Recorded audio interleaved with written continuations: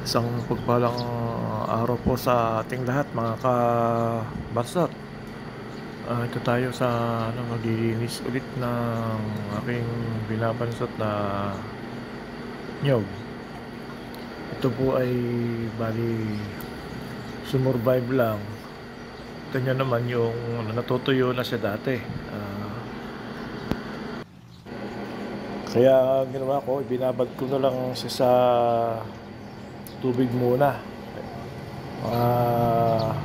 Ilang weeks din. Kaya yan ang nangyari. Tumubo pa siya ulit. Survivor bali siya.